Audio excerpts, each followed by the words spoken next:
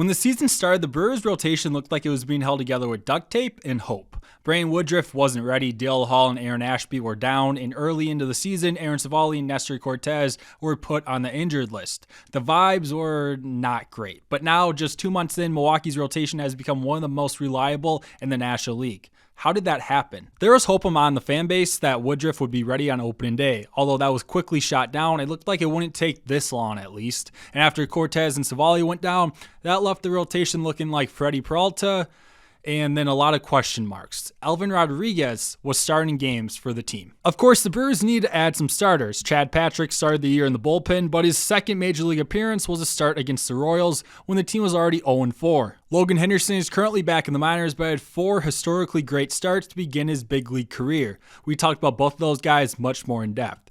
They were so desperate early on that they had to look externally, trading for former first-round pick Quinn Priester from the Red Sox, a move that was not well liked by the fan base when they saw what was given up in exchange. But so far in 11 starts, 9 have been solid, never flashy, but simply getting the job done. Can I call his last 2 out-in starts, even though he's kind of piggybacking off Hall? I'm going to do it anyway. And through it all, Freddy Peralta has been the anchor, tied for the league leading games, started with 13. He can sometimes frustrate us with the early high pitch count, but it's hard to be too upset over a sub-3 ERA and consistent starts just about every season.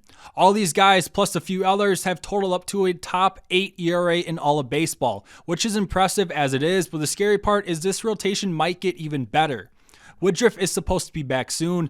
Well, hopefully. Nestor Cortez only started 2 games, one horrendous and one pretty darn good, and is expected back in the early second half. And Henderson is available to come back up anytime. Suddenly, the Brewers could have 7 or 8 legitimate options to mix and match heading into the second half. And you can include Carlos Rodriguez if you want there too. This season had a chance to end before it really even began, but instead, the Brewers have built one of the better rotations out of injuries, opportunity, and development. And if they keep this up, they won't just be surviving, they'll be pushing for another division title. What looked like a crisis in April is now a strength. The Brewers rotation might not be full of household names, but it's winning games, and my favorite, giving the team a chance to win.